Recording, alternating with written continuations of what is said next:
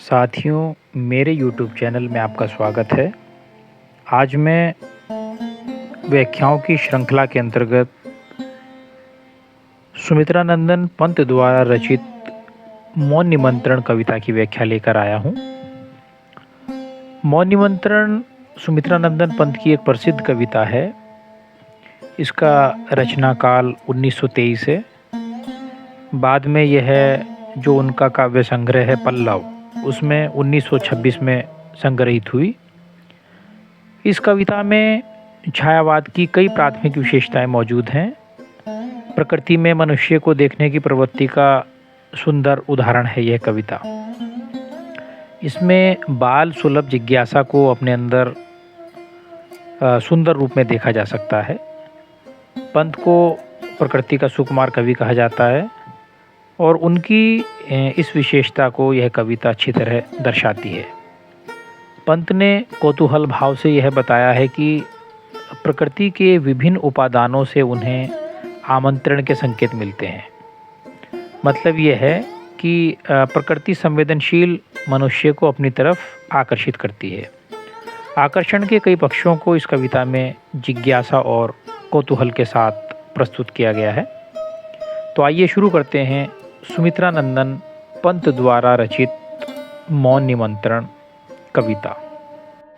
कविता प्रारंभ करने से पहले कविता में आए हुए जो कठिन शब्दार्थ हैं, एक बार उन पर बात कर लेते हैं। स्तब्ध ज्योत्सना यानी स्थिर रूप से बरसती हुई चांदनी। विश्व के पलकों पर रात में मानो पूरा संसार सोया है और उसकी पलकों पर सपने विचरण कर रहे हैं। स्वप्न अजान, अनजान सपने। नक्षत्रों यानी सितारों। सघन मेघों, गहरे बादल। भीमाकाश, विशाल आसमान। तमसाकार, तमस आकार। आकार के रूप में केवल अंधेरे का दिखना। समीर हवा। निश्वास, गहरी सांस। पावसधार, वर्षा ऋतु की बारिश। तपक तड़ित, चंचल आकाशीय बिजली। इंगित, संकेत या इशारा। वसुधा का यौवन भार। वसंत ऋतु में धरती की शोभा यौवन के संभार की तरह लगती है, उसके लिए प्रयोग किया गया है। मधुमास, बसंत का महीना। विधुर उर, वियोगी व्यक्ति का मन। उद्गार, अकृत्रिम अभिव्यक्ति। सोच्छ्वास, आह के साथ सांस का निकलना। सौरभ के मिस, सुगंध के बहाने। शुद्ध जल शिखरों यानी बेचैन लहरें। वात, हवा। फेनाकार, फेन के आकार का बना देना। बिथुरा, बिखेर देना। स्वर्ण, सुबह का सुनहला जो रंग होता है उसके लिए प्रयोग किया गया है। श्री, शोभा या सौंदर्य। बोर, डुबो देना, सराबोर कर देना। विहग कुल, पक्षियों का झुंड। कलकंठ हिलोर, सुंदर कंठ से उठाई गई मधुर तान। अलस पलक, अलसाई हुई पलकें। तुमुलतम, घना अंधेरा। एकाकार, एक आकार। भीरू झिंगुर कुल, डरपोक झिंगुरों का झुंड। इन कीड़ों की आवाज़ तो तेज़ होती है मगर ये दिखाई नहीं पड़ती हैं, उसके लिए कहा गया है। तंद्रा के तार, नींद के पहले की जो खुमारी का क्रम होता है उसके लिए प्रयोग किया गया है। खद्योतो, जुगनुओं। कनक छाया, सुबह का सुनहला माहौल। सकाल, सुंदरकाल। सुरभि पीड़ित मधुपों के बाल, सुगंध से बेचैन किशोर उम्र के भौरे। गुरुतर भार, कठिन और बड़ी जिम्मेदारियां। सुवर्ण अवसान, शाम के सुनहले माहौल में दिन की समाप्ति। शून्य शैया, एकांत बिस्तर। श्रमित अपार, अत्यधिक थक जाना। छाया जग, सपनों का अवास्तविक संसार। द्युतिमान, प्रकाशमान। अज्ञात पथ, प्रदर्शक। छिद्रों में गान, कानों में गीतों की अनुगूंज भर देना। सुख दुख के सहचर, सुख और दुख के साथ देने वाला वह अज्ञात। तो आइए अब कठिन शब्दार्थों के बाद शुरू करते हैं पंत द्वारा रचित मौन निमंत्रण कविता। स्तब्ध ज्योत्सना में जब संसार चकित रहता शिशुसा नादान। विश्व के पलकों पर सुकुमार विचरते हैं जब स्वप्न अजान। न जाने नक्षत्रों से कौन निमंत्रण देता मुझको मौन। सुमित्रा नंदन पंत ने मौन निमंत्रण कविता की शुरुआत रात की प्रकृति से की है। वे लिखते हैं कि स्तब्ध ज्योत्सना में जब संसार चकित रहता शिशु सा नादान। रात में चांदनी फैली हुई थी। स्तब्ध ज्योत्सना यानी चांदनी रात थी। चकित रहता शिशु सा नादान, चांदनी में किसी तरह की चंचलता नहीं थी, वह स्थिर थी। कैसे स्थिर थी? उस चांदनी में डूबा हुआ संसार नादान शिशु की तरह चकित भाव से मानो सोया हुआ था। विचरते हैं जब स्वप्न अजान, सोए हुए संसार की पलकों पर मानो अनजान सपनों का विचरण हो रहा था। न जाने नक्षत्रों से मौन निमंत्रण देता मुझको कौन। ऐसे समय में मैंने देखा कि आकाश में फैले हुए सितारों के बीच कोई है जो मुझे चुपचाप इशारों से निमंत्रण दे रहा है। वह कौन है मैं नहीं जानता। पंत ने इसी प्रकार प्रकृति के कई दृश्यों को रखते हुए मौन निमंत्रण के भाव को व्यक्त किया है। आगे देखते हैं कवि क्या कहता है। सघन मेघों का भीमाकाश गरजता है जब तमसाकार, दीर्घ भरता समीर निश्वास, प्रखर झरती जब पावस धार, न जाने तपक तड़ित में कौन, मुझे इंगित करता है तब मौन। सघन मेघों का भीमा आकाश, जब विशाल आकाश सघन मेघों से भर जाता है, गरजता है जब तमसाकार, और गरजता है तब लगता है कि उसने अंधेरे का रूप धारण करके गर्जना की है। यानी जब आकाश में काले बादल छाए हुए होते हैं, सघन घने बादल छाए हुए होते हैं और वो गर्जना करता है, तो ऐसा लगता है कि उसने अंधेरे का रूप धारण कर लिया हो, चारों तरफ अंधेरा सा छा जाता है। बादलों के छा जाने के बाद हवा की गति में भी परिवर्तन हो जाता है। कैसा लगता है? दीर्घ भरता समीर निश्वास, प्रखर झरती जब पावस धार। बादलों के छा जाने के बाद हवा की गति ऐसी लगती है मानो वह लंबी सांसें ले रही हो, और उसके बाद बरसात की प्रखर वृष्टि होने लगती है। प्रखर झरती जब पावस धार, उसके बाद बरसात की प्रखर वृष्टि होने लगती है। न जाने तपक तड़ित में कौन, मुझे इंगित करता तब मौन। इन सब के बीच जब चंचल बिजली चमकती है तो मुझे लगता है कि इस बिजली में कोई है जो मुझे चुपचाप मेरी तरफ इशारा कर रहा है, अर्थात मुझे अपनी ओर बुला रहा है। देख वसुधा का यौवन भार, गूंज उठता है तब मधुमास, विधुर उर्के से मृदु उद्गार, कुसुम जब खुल पड़ते सोच्छ्वास, न जाने सौरभ के मिसकौन, संदेशा मुझे भेजता मौन। बसंत ऋतु में धरती अपनी यौनावस्था में होती है। वह यौनोचित सौंदर्य भार से युक्त होती है।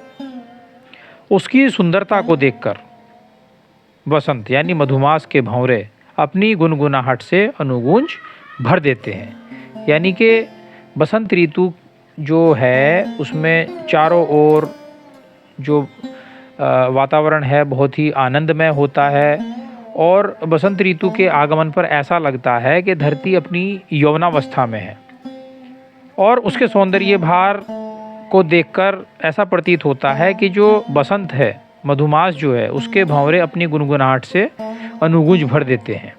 विधुर उर्के से मृदु उद्गार, कुसुम जब खुल पड़ते सोच्छ्वास। इस ऋतु में फूलों का खिलना ऐसा लगता है मानो किसी वियोगी के हृदय से कोमल उद्गार उच्छ्वास के साथ निकल रहे हों। न जाने सौरभ के मिसकौन, संदेशा मुझे भेजता मौन। खिले हुए इन फूलों के बीच कोई है जो सुगंध के बहाने मेरे पास अपने संदेश चुपचाप भेज देता है। क्षुब्ध जल शिखरों को जब बात, सिंधु में मत कर फेनाकार, बुलबुलों का व्याकुल संसार, बना बिथुरा देती अज्ञात। उठा तब लहरों से कर कौन, न जाने मुझे बुलाता कौन। अगला दृश्य यहाँ समुद्र का है। क्षुब्ध जल शिखरों को जब बात, सिंधु में मत कर फेनाकार। हवा समुद्र की ऊंची लहरों को मत कर फेन फेन कर देती है। ऐसा लगता है मानो समुद्र फेन के आकार का हो गया हो, और फेन में बुलबुलों का संसार निर्मित हो जाता है। बुलबुलों का व्याकुल संसार बना बिथुरा देती अज्ञात। जब बुलबुले बुदबुद होकर बनते बिगड़ते हैं तब वे व्याकुल मालूम पड़ते हैं। बुलबुलों से बने इस व्याकुल संसार को बनाने वाली हवा पुनः इसे बिखेर भी देती है। वह ऐसा क्यों करती है? यह सब अज्ञात सा लगता है, उठा तब लहरों से कर कौन, न जाने मुझे बुलाता कौन। इन दृश्यों के बीच समुद्र की लहरों से किसी का हाथ इशारे करता हुआ मुझे मालूम पड़ता है। न जाने वह कौन है जो लहरों में छुपकर हाथ के इशारे से मुझे अपनी तरफ बुलाता हुआ मालूम पड़ता है। स्वर्ण सुख श्री सौरभ में भोर, विश्व को देती है जब बोर। विहग कुल की कल कंठ हिलोर, मिला देती भूनभ के छोर। न जाने अलस पलक दल कौन, खोल देता तब मेरे मौन। ये दृश्य आपका भोर का है, सुबह का। स्वर्ण सुख श्री सौरभ में भोर, विश्व को देती है जब भोर।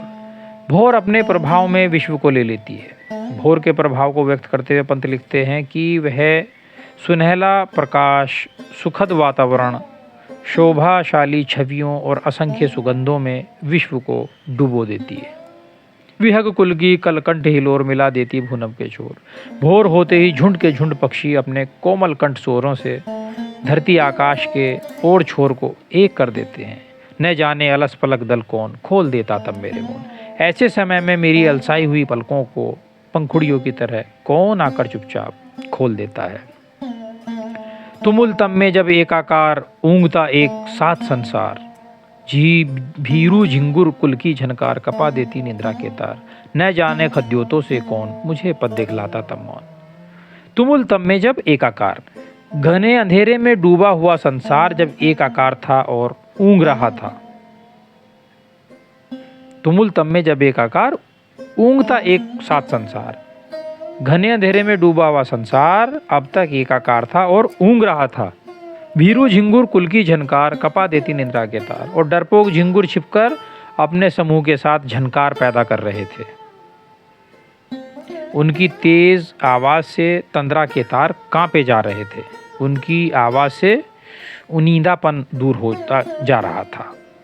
न जाने खद्योतों से कौन, मुझे पद दिखलाता था मौन। रात के अंधेरे में जुगनुओं के बीच कोई था जो मुझे चुपचाप अपनी जलती बुझती चमक से चुपचाप रास्ता दिखा रहा था। कनक छाया में जबकि सकल, खोलती कलिका उर द्वार। सुरभि पीड़ित मधुपों के बाल, तड़प बन जाते हैं गुंजार। न जाने ढुलक ओस में कौन, खींच लेता मेरे दरगमौन। कनक छाया में जबकि सकल, सुबह स्वर्णिम छाया में डूबी थी। खोलती कलिका उर के द्वार, सुबह सुबह कलियां खिलने के क्रम में थी, मानो वे अपने हृदय के द्वार खोल रही थी। सुरभि पीड़ित मधुपों के बाल, तड़प बन जाते हैं गुंजार। किशोर उम्र के भौरे कलियों की सुगंध से मानो बेचैन हो उठे थे। उनकी तड़प मानो गुंजार बनकर सुनाई पड़ रही थी। न जाने ढुलक ओस में कौन, खींच लेता मेरे दरगमौन। इसी बीच ढुलकती हुई ओस की बूंदों में कोई है जो अपने इशारे के कारण मेरी निगाहों को अपनी ओर चुपचाप खींच लेता है। बिछा कार्यों का गुरुतर भार, दिवस को दे स्वर्ण अवसान। शून्य शैया में श्रमित अपार, जुड़ाता जब मैं आकुल प्राण। न जाने मुझे स्वप्न में कौन, फिर आता छाया जग में मौन। कविता के अंतिम हिस्से में पंत लिखते हैं कि बिछा कार्यों का गुरुतर भार, दिवस को दे सुवर्ण अवसान। दिन भर ढेर सारे गंभीर कामों को संपन्न करते हुए एक स्वर्णिम समापन की तरह मैं संध्या काल तक पहुंचता हूँ। शून्य शैया में श्रमित अपार, जुड़ाता जब मैं आकुल प्राण। फिर रात में शून्य एकांत बिछौने पर थककर लेट जाता हूँ। कविता की इन पंक्तियों पर पहुंचकर पता चलता है कि पंत ने यह कविता स्वयं को स्त्री रूप में रखकर लिखी है कि मैं अपने आकुल व्याकुल प्राणों को रात में विश्राम और आराम प्रदान करता हूँ। न जाने मुझे स्वप्न में कौन, फिर आता छाया जग में मौन। तब न जाने कौन चुपचाप मुझे सपनों के लोक में घुमाने ले जाता है। वह लोक छाया से बना होता है और बहुत आकर्षक होता है, लेकिन यह मुझे पता नहीं कि उसमें घुमाने के लिए मुझे कौन लेकर जाता है। न जाने कौन ऐ द्युतिमान, जान मुझको अबोध अज्ञान। सुझाते हो तुम पथ अजान, फूंक देते छिद्रों में गान। अहे सुख दुख के सहचर मौन, नहीं कह सकता तुम कौन। पंत उस अज्ञात को द्युतिमान कहते हैं, अर्थात वह प्रकाशपुंज की तरह है। पंत उसे संबोधित करते हुए कहते हैं कि हे द्युतिमान, मैं तुम्हें नहीं जानती। स्वयं को स्त्री के रूप में देखा, मैंने भी आपको बताया, तो कहते हैं कि मैं तुम्हें नहीं जानती। तुम मुझे अबोध और अज्ञानी मानकर मेरे जीवन के अनजान रास्तों को सुगम बनाते हो। सुझाते हो तुम पथ अजान, फूंक देते छिद्रों में गान। तुम मेरे कानों में अपने सुंदर गान भर देते हो। तुम मेरे सुख और दुख के साथी हो। सुख दुख के सहचर मोन, नहीं कह सकता तुम कौन। तुम मेरे सुख दुख के साथी हो, मगर मैं नहीं जानती कि तुम कौन हो। तो साथियों, ये आपकी कविता की व्याख्या पूरी हुई। इसी प्रकार की अन्य नवीनतम व्याख्याओं के लिए आप मेरे चैनल को लाइक, शेयर और सब्सक्राइब ज़रूर कीजिए। धन्यवाद।